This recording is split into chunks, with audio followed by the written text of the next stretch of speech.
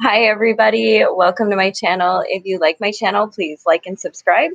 There's a notifications bell down at the corner that will allow you as to when I'm going live. And I'm moving this to try to get some of the glare off my glasses.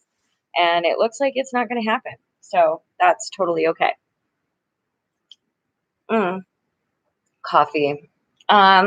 So somebody gave me the wonderful, hi, Megan, the wonderful idea to talk about what my perfect day would entail. And it sounds like such an easy question, right? What is a perfect day? But it's not that simple because I'll be honest. I have come after really rolling this around in my head, giving it tons of thought, really trying to just like think about the question. I have come to the conclusion that there is no such thing as a perfect day for me. And here's why. Let me explain. Here's why is because perfection is in perception. Okay. Hi, Terry. Rowan's right here. Um, Perfection is in perception. And I believe that amazing days are made up of perfect moments. And it would be, hi, the Q family. It would be very difficult for me to say that oh, this would be the perfect day because I've had so many amazing days, but those amazing days were made up of perfect moments. For example, like the birth of my children, you know, some of that crap was really horrible. That definitely was not a perfect day, but it resulted in something absolutely perfect, this amazing, perfect moment. And that's what made the day. And that's what made the day amazing. So if I was to say, um, my perfect day would be hiking. Well, I like hiking moments, but there's all sorts of things that are variables that could very well make that a not perfect day. But I think that's why it's so important for me to look for perfection within the moments. Um, Hi, VR. Hi, Blair. Nice to see you. So I think it's important to find perfection within those moments. And what I mean by that is when I was rolling it around in my head, I was trying to think of what are what would I associate first with a perfect day. At first, my mind went to hi, Miss Roxy, to kayaking, which I have only done once. I've been canoeing, but I've only been kayaking once. But it's been like a dream of mine to know how and to have it, have a day like that with Rowan. And then I was like, well, there's variables in that. Like first, you have to get the kayak to the water. That means you need a vehicle, or you could rent one, which means you need the money, or you could, and there's all these variables. And I'm like, well, you know what? That's like anything. If I can think of all the stuff that, whether it be a beautiful day in the city or whatever it may be, I have to look for perfection in the moments. Like, for example, my daughter's coming and she wants to take this trip. It's like a little day trip or whatever. And that to me is going to be a perfect day, but it's going to be made of these moments that I'm going to hold dear and that to me are perfection. But I can't say one is perfect over another one because there are so many moments out there. And sometimes honestly, for me, if I want a perfect moment, no matter what that is, if I'm stressed, if it's too much, if I just need a perfect moment, I immediately just stop whatever I'm doing, stop whatever is going on in my mind, and look for a point of color.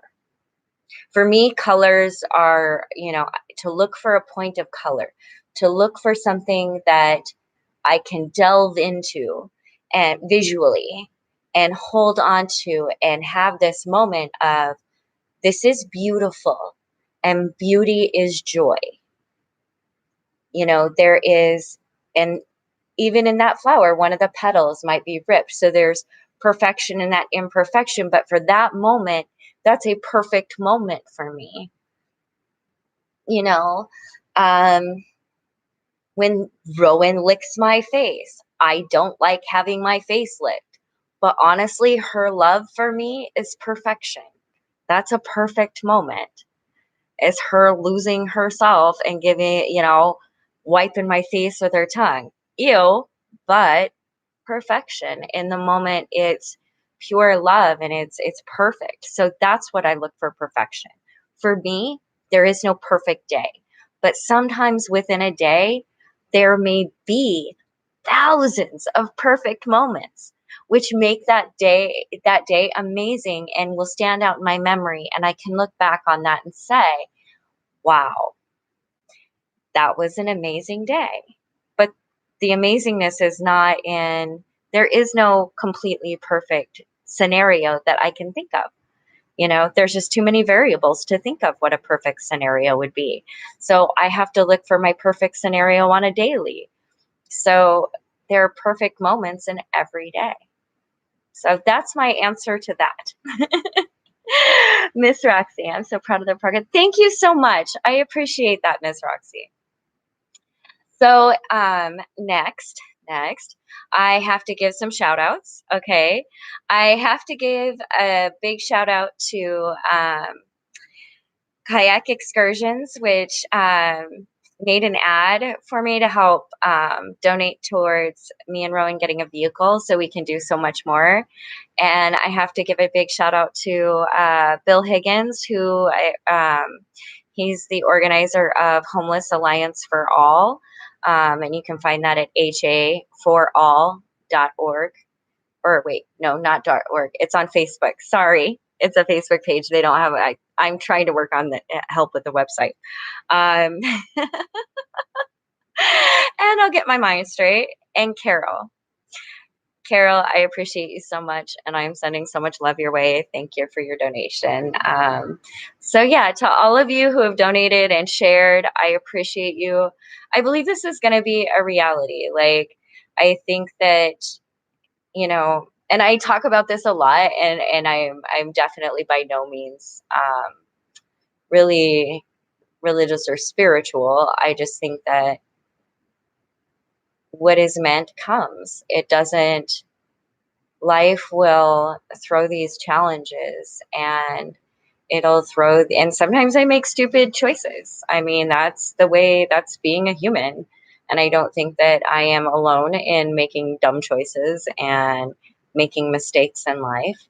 But I do think that there is this beauty in being able to face challenges and do so in a way that can hopefully educate and make me stronger. And I try to do that by really, not taking challenges personally. That is really hard. I'm not going to lie. To not take a challenge personally, that's difficult. But, oh, hi, Dr. Nina. So, yeah, I kind of lost my train of thought there for a second. But I'm glad to have, you know, gotten to the, I am living a life that I never thought I would have right now, even though there is room for growth, right? And we, to grow, we're definitely going to need a vehicle. Like, we're at a straight stalemate with being able to, really? We're at a straight stalemate and being able to do, you know, any more work. It's just, to even get to places, sometimes it's can be an hour there, and I can't now with immunosuppression. I don't think people understand really. Hi, Kate. I don't think people really grasp what being on an immunosuppressant medication can do. And even though, like, I've had my flu and pneumonia vaccine, there are still things that can catch me out in public and make me very ill. And when I get ill, I can sometimes get deathly ill. So in other words, I'm kind of it's a population of of people that really have to watch their public exposure. So it's becoming increasingly a bigger deal. And especially with the more nonprofits I work with, like each one has their thing. And so, it feels like I'm spread thin sometimes, but that's totally okay. Dr. Nina Gray, how am I? Wow, how am I? I am good. I am good. Um, I'm really I'm really hoping for some sunny weather. And of course, running the campaign to hopefully get a vehicle. But in all honesty, life is beautiful. And my daughter's coming to visit. So I think honestly, I might be floating on a cloud right now because I just miss her so much. And now I have all of this work to do, right? I should have been straight up on the laptop all day long doing work. And now I'm going to let you guys know how irresponsible I was today. Please don't hold it against me. But I was online looking at all the best things to do in Seattle. like, how can I plan the most amazing tour for the time that she's here in like the most cost effective, of course, efficient way? But how can I like show her all the sites and make her not make her, but show her all of the just the heartbeat that I find here. This amazing, diverse, just to me, Seattle shines sometimes. And just the vibe here and the feeling you get in the city. And I hope and positive, positive, positive, positive. Um, our cherry blossoms will be out in UW. So I'm going to take her over to the University of Washington so she can go back and tell her little sister how wonderful UW is. Because it'll be in full bloom. So I'll make sure to take her like to the gardens and the parks. And then I was looking at museums, and then she's gluten-free vegan. So, but we have like lots of like little places. So I was thinking like do a like little foodie like vegan, like maybe go get some snacks here and there, like on the way through, because we're gonna go at the north end and then just work our way down. And then we're gonna go see something called the Tree of Life over by Olympic National Park. So honestly, like I spent today having Netflix on and just furiously looking for all the fun stuff that I could possibly pack in that's not gonna A, cost a fortune, and B, will show all the amazingness that it has to offer. But I am setting aside tonight, and this is why I did the vlog early, like early for me, is because I am setting aside tonight to do the things that need to be done to conduct business the way business needs to be conducted, blah, blah, blah, blah. And, everybody who has, sent donations for Unhoused, I really, really appreciate that. It's amazing. I'm going to just throw this out, and I'm going, let me address comments real quick. Cute family. It will be a great time. I am sure I will pull it together. I don't really care what it takes to pull this together. I want us to just have an amazing time. Dr. Nina, when is she coming? She will be here March 7th through the 11th. And so I am just like so excited to last time she came was for my 40th birthday. And that was 2 years ago. And so now, and she's just an amazing human being. I talk to her daily, of course, but it's not the same. You know that, Dr. Nina? Like, it's not the same. I just want to wrap my arms around my baby. Sheila, I'm glad you're venturing. Stay safe. You too. I love you.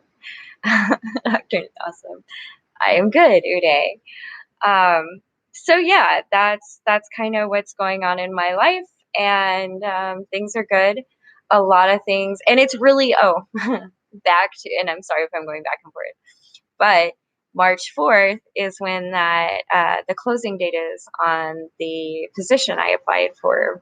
The position, of course, would be in addition to the things I do now, the consulting and the liaison work and things like that, advocacy.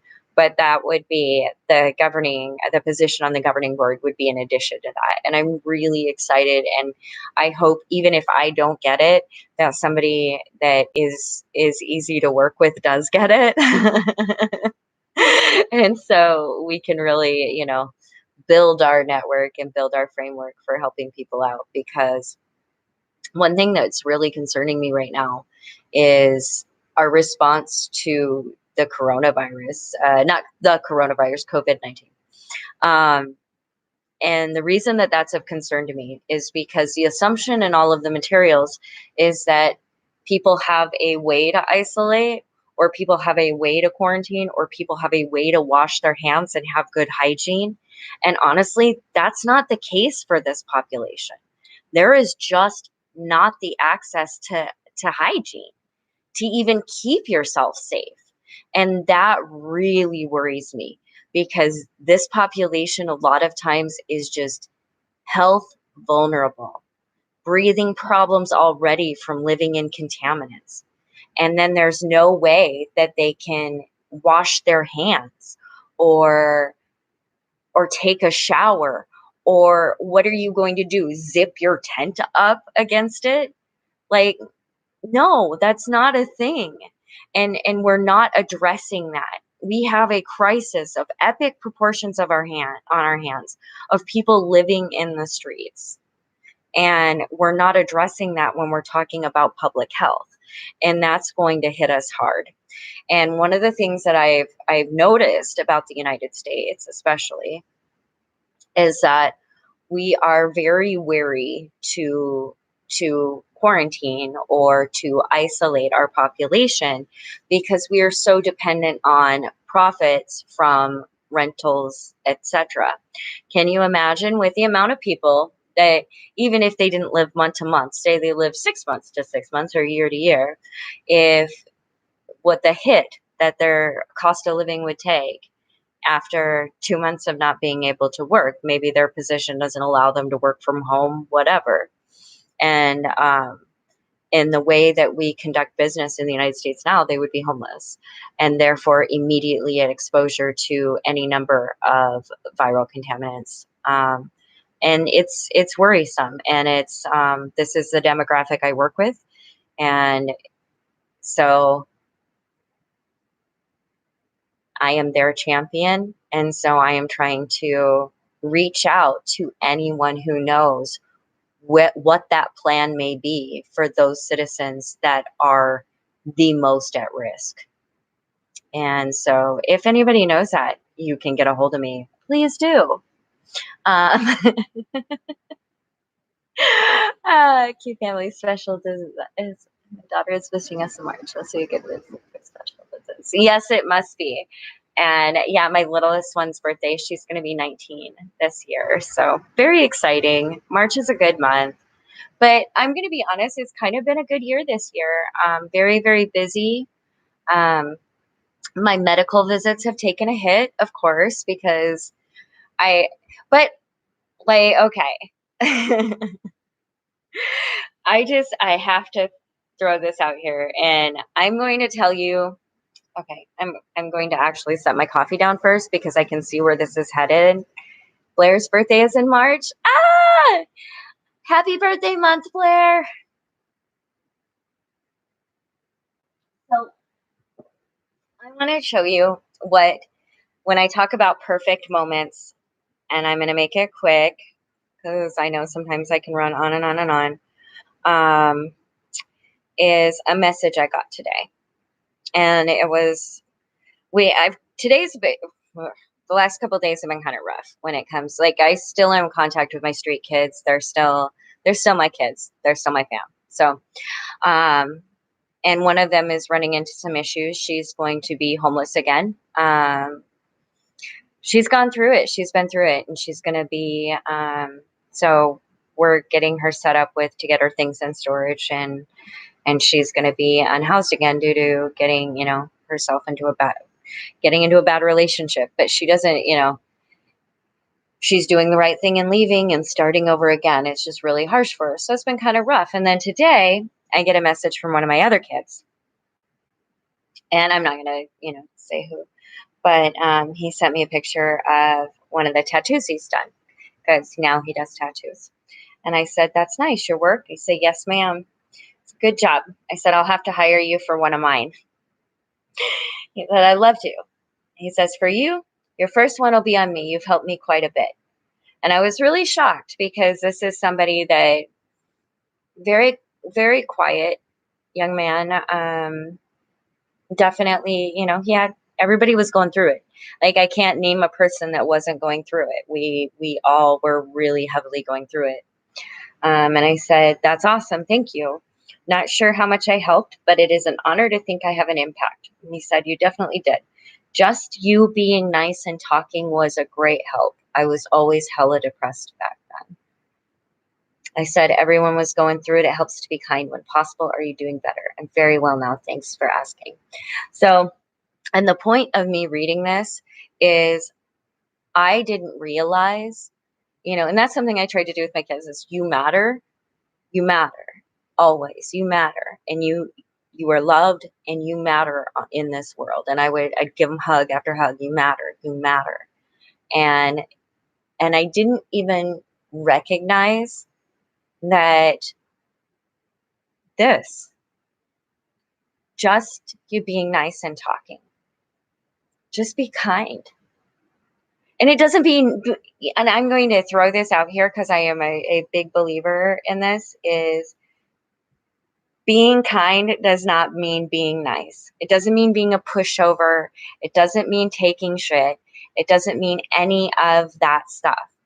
What it means is sometimes just being, and letting that person know that they matter, and letting them know that they are worth being kind to, that they are worth kindness, because this world can get really ugly sometimes. And now that I think about it, it's kind of like, those moments of perfection, in some really imperfect days. So that was one of my perfect moments for today. There were several, especially since I was like researching what to do with my daughter. So I'm actually, oh honey, oh thank you so much. There's a couple things I want to say right now. First, Dr. Nina has a channel, and you guys should go check her out. I think didn't you post one up today? And also kayak excursions. He does some amazing work. I was like, I don't understand it all, but I'm pretty sure I could at some point. It's awesome. You should check him out. And honestly, very kind person. So check out Dr. Nina, check out Kayak Excursions. Thank you for checking me out. I appreciate it. And if you get a chance, in the description, I am pushing to get a vehicle, and I would appreciate your support, whether that be sharing it, send out love, vibes, or donate if possible. Truly, it would make a huge difference, not just to me, but some of the nonprofits that I support. Sounds like gratitude. Gratitude, yeah, gratitude is definitely, but I'm really careful with gratitude, because so many times when I've expressed my gratitude and expressed my thankfulness, which I am deeply grateful for everyone who has helped me heal and get to a place that I didn't even see me talking clearly again, let alone vlogging, let alone getting through a year or so of homelessness or getting through all the things I went through. There's so much gratitude to be had. The thing is I don't like when people tell other people what to be grateful for. And so I don't want to spark I don't ever want to be used as that, well, somebody's saying to somebody else, well, you should be grateful because this person ABC, because that's not, everyone has to find their own perfect moments to be grateful for. And that's a very deeply personal thing. And I've had a lot of people, and I guess maybe I'm just sensitive to the word because since I was unhoused, you have a lot of people that are like, well, they should be grateful for what they get. And it's like, I'm not lying on black mold so that you feel better about yourself. Like, not happening. Gonna go camp. Thank you, though. So I guess, yeah, you're right. It's gratitude. It's gratitude. It's just, I'm real careful about what I tell other people they should be grateful for because I don't know their life. I don't know that. That's it's a personal thing. Do I consider myself an empath? Um, no. I consider myself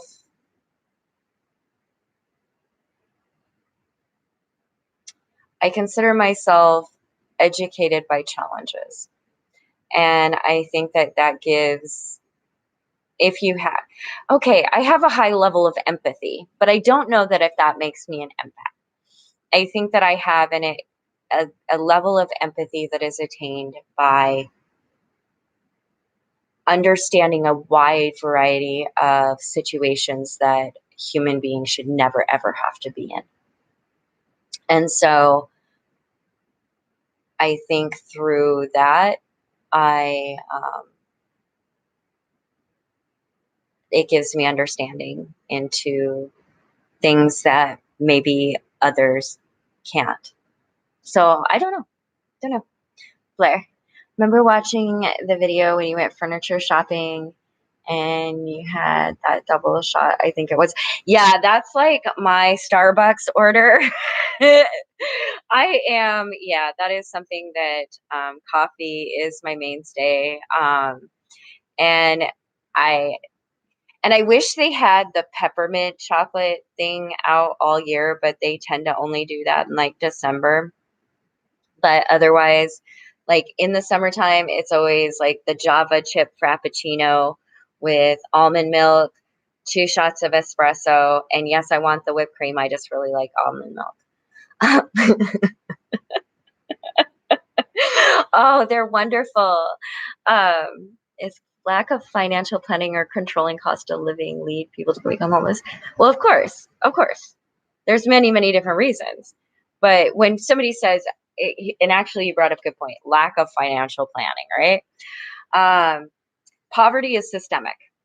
In other words, you will have, and I'm not talking about the outliers. I'm not talking about the 0.00001% that was born in a barn and all of a sudden now owns $1 billion business. Okay.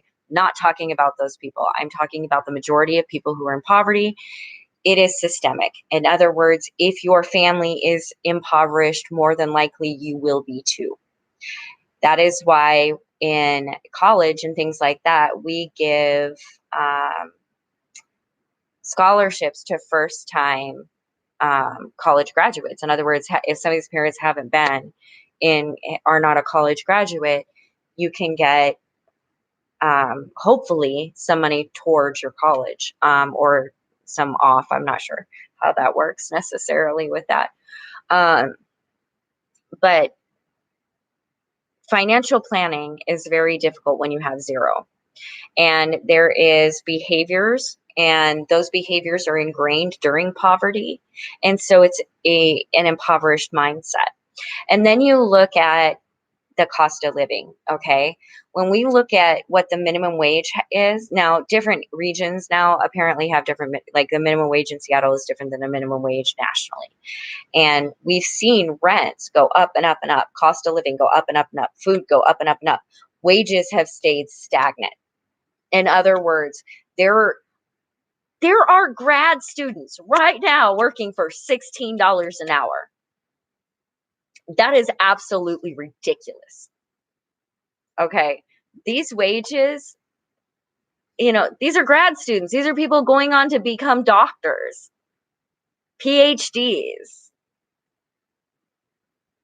I don't understand. Like, we are exploiting it's our exploitation of our workforce. It really is. Because when we set a minimum wage, here's what we're saying.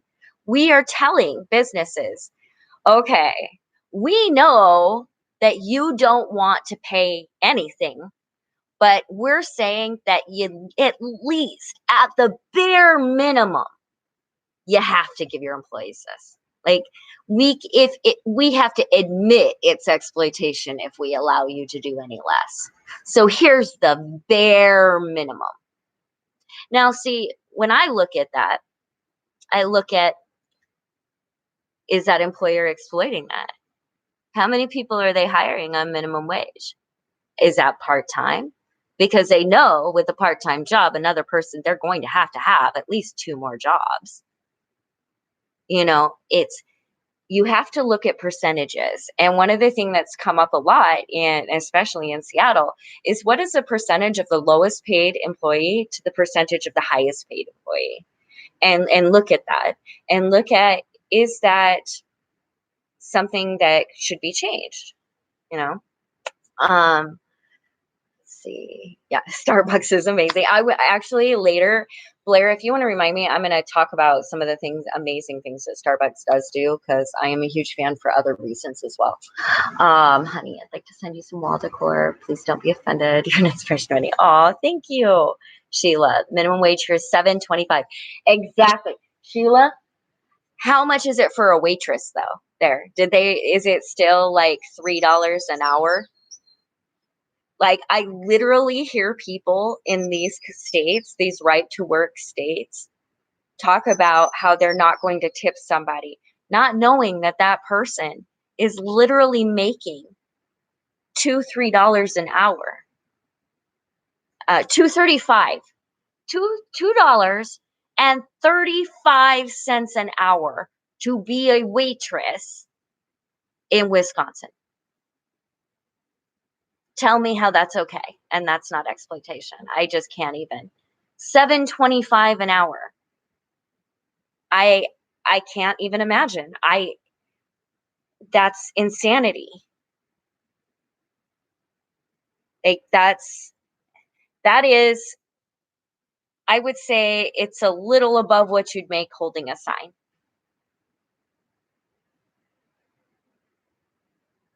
So, yeah, exactly. They should get paid more. But the thing is we have this system where it's very exploitative, and we have this idea that some people are worth more than others. And I do believe that there is something to be said for experience. There is something to be said about people being educated in the field that they're in. But no one deserves to have to not be able to have their basic needs met, at least by working 40 hours a week. And that's not an option in a lot of states. I can't even imagine the hours you would have to work at $2.35 an hour to be able to pay for a small studio apartment anywhere. And the thing is with that is we all assume, of course, people are going to tip. But what if they don't? That's completely choice-based. That is not a given. That is not required in our country. It is very possible that that doesn't happen. And then we say, if that doesn't happen, if that person isn't tipped, it must be something wrong with them. Not the system, not the employer that is allowed to get away with only paying less than a soda for an employee's work. Less than a soda pop. Less than a soda. They are paying a person less than a soda. And they basically live off their if they make it. I mean, the thing is tips are a choice. People don't always make tips. And if you're getting, like, for example, if you're good at holding a sign, you can make around $30 an hour. I would like to know where that's at, because honestly, I did not see that. Okay, let me just, okay, change the subject. You guys are just going to have to talk and bring me back, because as I address comments, this is going to be a long vlog. We're just going to have a little discussion here. If you're holding a sign, you make $30 an hour. Okay, here's the issue with that as well. Where is your location? Because pretty soon, if it's a good location and you're making any kind of money at all, that right there isn't going to happen. And standing out in the sun, especially if it's hot on a hot sunny day, if you're disabled, which honestly, if you're holding a sign, the majority of people that hold signs are disabled. Whether you can tell with your vision or not, it doesn't matter. And do not judge people until you've seen their medical file or you are their doctor. For real, you can't see disability a lot of the time. And I see so many people, and they did this when I was interviewed. I got this, and I'll look at the comments and over and over and over. She's so intelligent. She could have been doing this. She could have been doing that. She could have been this. It's like, are you my neurologist? Because no, I couldn't. Yeah, okay. Intelligence only gets you so far, because honestly, there's times I'm a liability. So no, it isn't an option, but thank you for your judgment. Move on. Move on. Or you talk so well, you could have done this or this or this. How am I supposed to do that without a place to be? Oh, how am I supposed to apply without a phone? Oh, we use judgment a lot, but honestly, you don't make $30 an hour. The elusive, what do we call it? The elusive hundo. Okay. The elusive hundo. That is, uh, I did. Holding a status job. Okay. No, I was talking about staging. The elusive hundo is that there's urban legends, right? Like around Thanksgiving, if you stand in this one area, there is this one guy that comes out with like 10 $100 bills, and he will give them to 10 people standing on the corner. That's the elusive hundo. This is how little holding a sign makes. That there is an urban legend about making $100, which will get you what, one night at a hotel, maybe like one night at mid rate. The elusive hundo. Like I understand what you're saying. You're talking about like holding the signs, like where they do all the fancy like spinning and jazzy stuff with it. I don't know. I was talking about staging. Sorry. I get what you're talking about now, and I'm not sure. I imagine you have to be able to not like have a meltdown and throw the sign at people.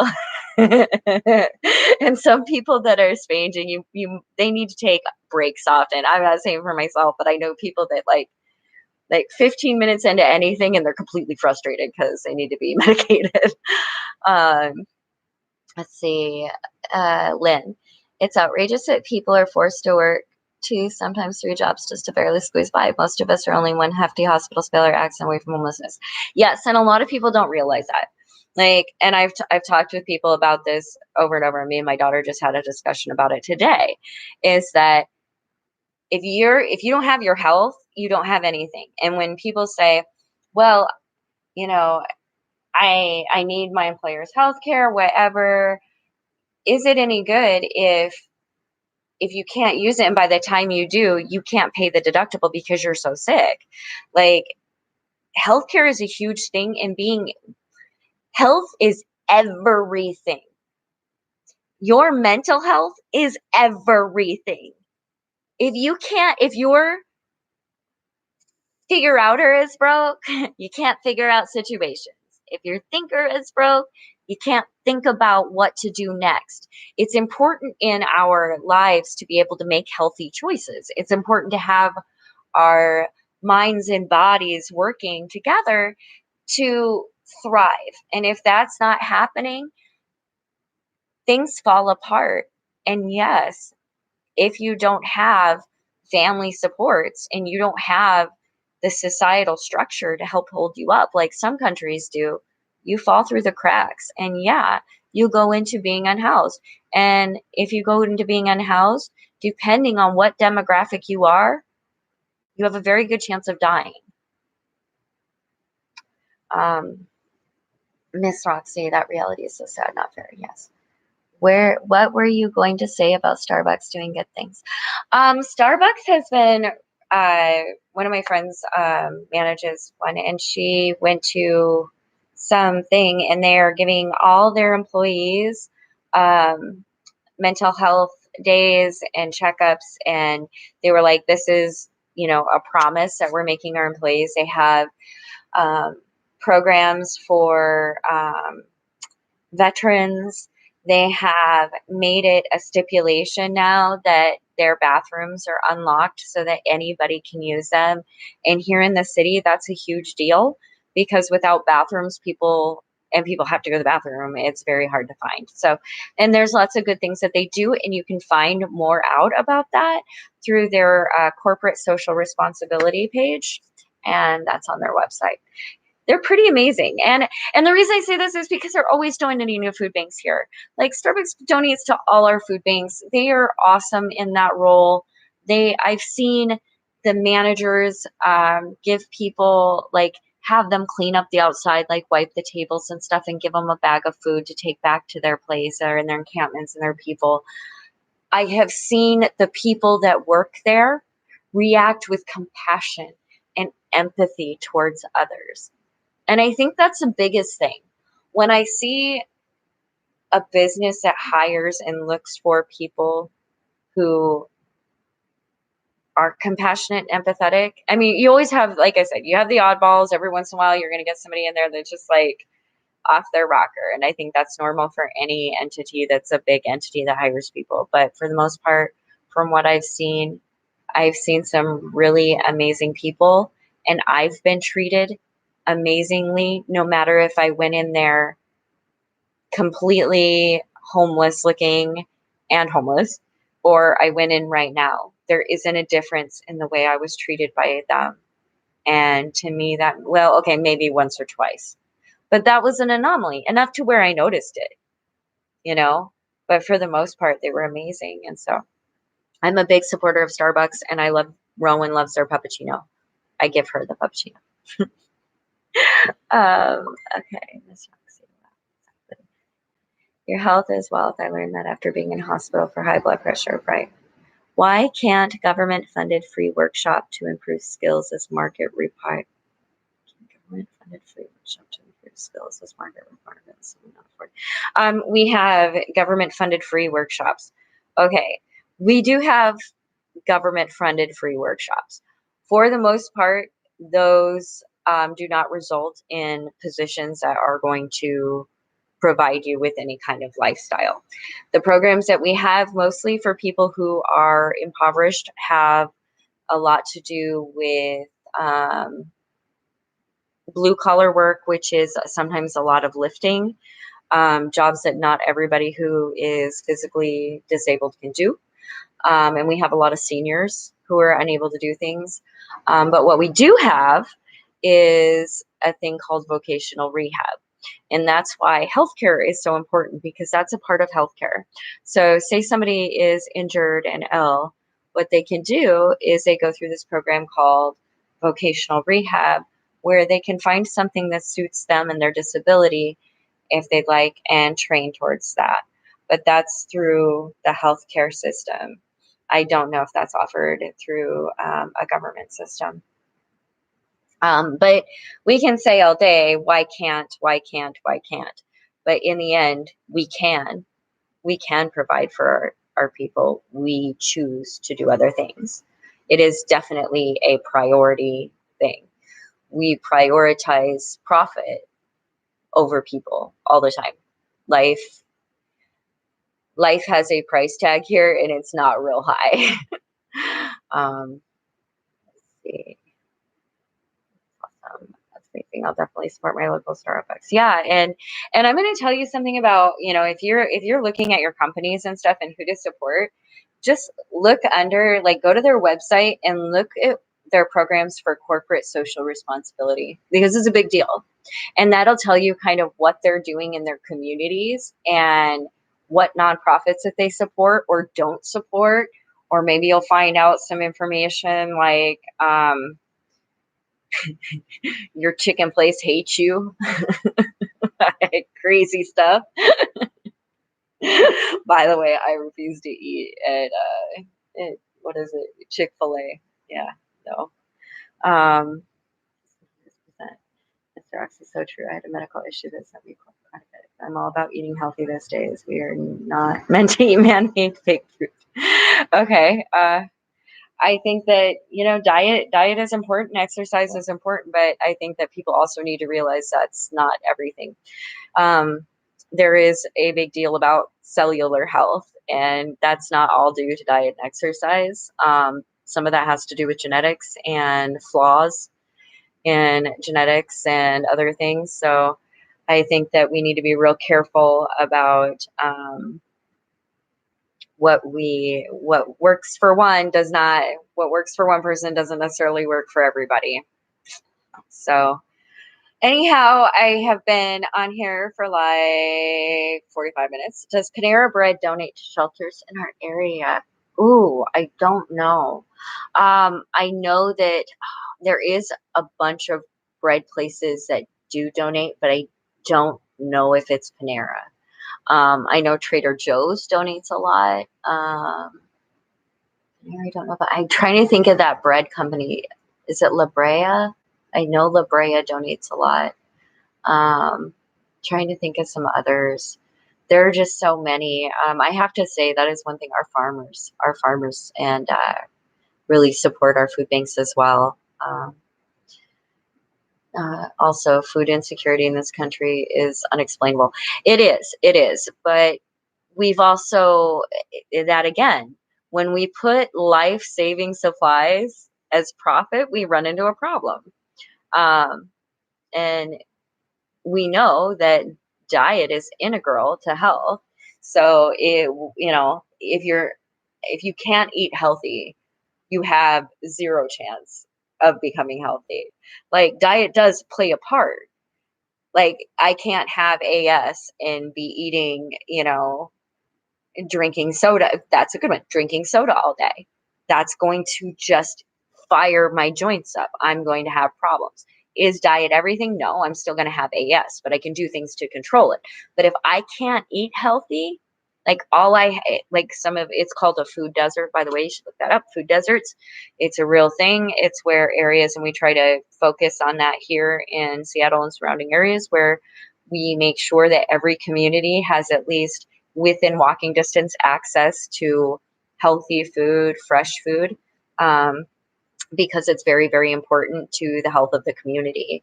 And so I love the things that we're doing here. I think that Seattle provides a model a lot of times nationally. However, Philadelphia's got us beat on safe consumption sites, but we're on that. We're coming. Mental health is big as well. Yeah. Well, it's all healthcare within 13 miles in Illinois. Crazy standards. Yeah. Yeah, it is.